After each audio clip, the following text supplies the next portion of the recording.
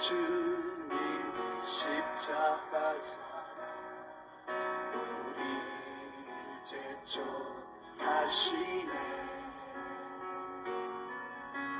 복음 들고 예루살렘 향해 일어나 너 거침없이 나아가. 마태복음 22장 15절에서 33절의 말씀을 중심으로 하나님은 죽은 자의 하나님이 아니고 산자의 하나님이시다. 산자의 하나님. 자, 앞부분은 15절에서 22절의 말씀은 세금을 내는 문제를 가지고 바리새인들과 헤롯 당원이 예수님께 찾아와서 질문을 하는 겁니다. 이제 올무에 걸려고 의도적으로 찾아온 겁니다. 원래 바리새파와 헤롯 당은 사이가 안 좋은 사람들입니다. 왜냐하면 헤롯 당은 로마의 속국에 있으면서 나라를 대신해서 치리하고 있는 헤롯 왕의 계보를 추종하는 사람들이죠. 그러니까 우리 일제시대 때로 말하면 일본의 앞잡이 노릇하는 사람, 이 헤롯 당원들은 로마의 하수인 역할을 하는 사람들이죠. 그러니까 그들이 세리와 결탁해가지고 세금을 많이 걷고 유대인들의 피를 빨아먹는 사람들이니까 유대인들은 안 좋아하죠. 자, 그런데 바리새인들은 나름대로 율법을 지킨다고 하고 경건의 삶을 살려고 하며 일반 유대인 대중들에게는 굉장히 인기가 있고 존경을 받는 그런 당원들이죠.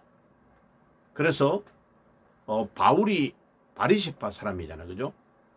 그런데 사이가 너무 안 좋은 관계인데 이 사탄이요 기가 막히게 이들을 이용해 가지고 예수님을 공공의 적으로 만들어 가지고 딱 두 파가 합세해서 예수님을 지금 올무에 걸려고 작전을 짠 거죠.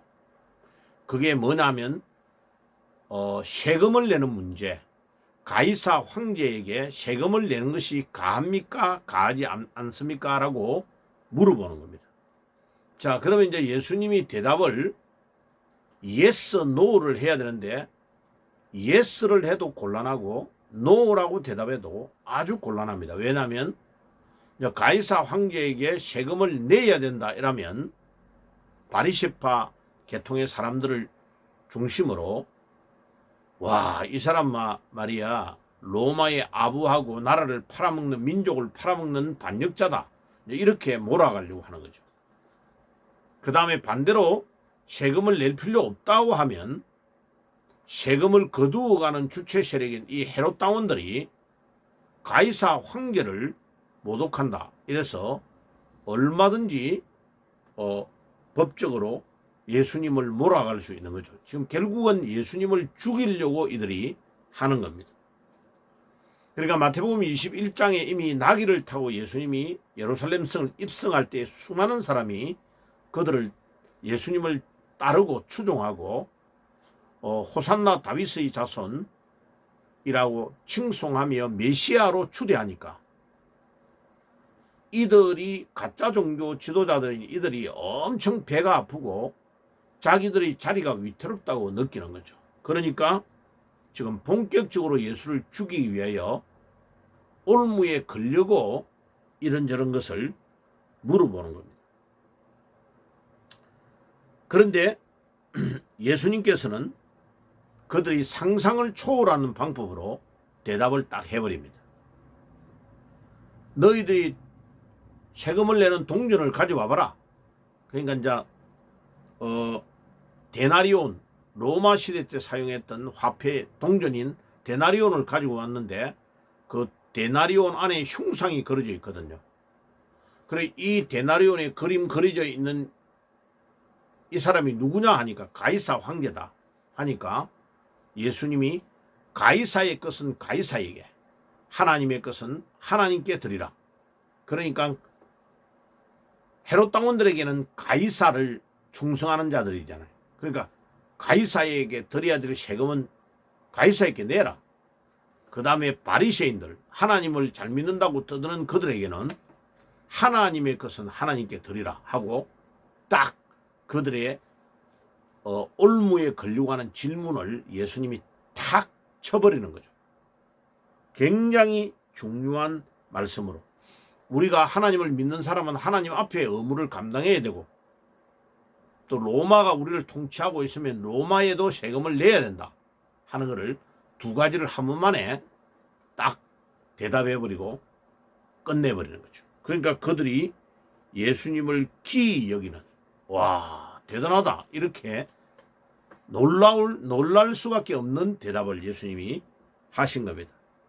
자, 이 이제 대답이 끝나고 나니까 마태복음 22장 23절에서 33절까지는 사두개인들이 또 나타난 거죠. 이 사두개인들은 예루살렘 성전을 딱 자리 잡고 로마와 결탁해 가지고 권세를 가지고 있는 대제사장과 그 예루살렘 성전 중심으로 또 로마와 결탁해 가지고 권력을 장악하고 있는 이 사두개인들이 예수님을 향하여 또 올무를 걸려고 하는 거죠. 이 사두개인들은 부활을 믿지 않습니다. 그 다음에 영의 존재와 천사의 존재 이런 것들을 믿지 않습니다. 그러니까 자기들은 모세 오경만 믿는다고 하지만 실제로는 모세 오경에 있는 내용도 정확하게 이해하지 않고 하나님을 안 믿는 거나 다름없는 거죠. 그들이 예수님께 뭐를 질문하느냐 하면은 7 형제가 있는데 첫째와 결혼한 여자가 첫째 남편이 죽어버리니까 계대 결혼에 의해서 신명기 25장 5절에 의하면 둘째 아들이 형님이 죽었기 때문에 형수와 결혼을 해가지고 아기를 낳아야 된다 하는 법이 있어요. 그거를 계대 결혼 혹은 수혼법이라고 합니다. 그래가지고 7명의 형제가 첫째, 둘째, 셋째가 차근차근 죽어서 여자 한 명이 7명의 형제와 같이 다 결혼해가 산 거죠. 그러면 누구의 아내가 되느냐라고 질문을 한 거죠. 자, 이 사두개인들이 질문하는 질문의 의도는 뭐냐면 부활이 없다는 것을 입증하려고 신명기 25장 5절의 계대 결혼법을 가지고 질문을 한 거죠. 그러니까 예수님이 29절에 뭐라고 했냐면 성경도 오해를 했고 하나님의 능력도 오해했다고 딱 말하는 거예요.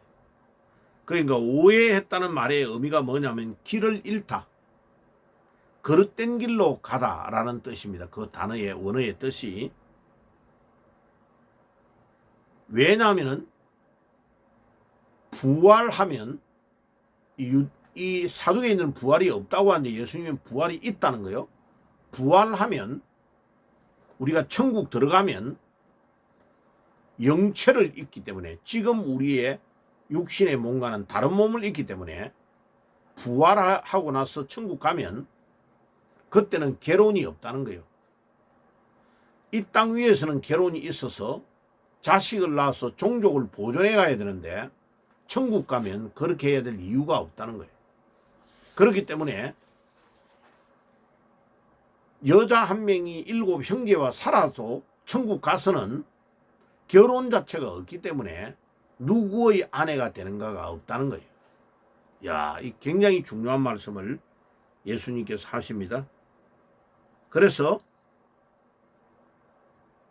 구약 성경 모세 오경을 믿는다고 떠드는 그들에게 모세 오경에 있는 출애굽기 3장 6절을 가지고 예수님이 결론을 딱 내려버립니다.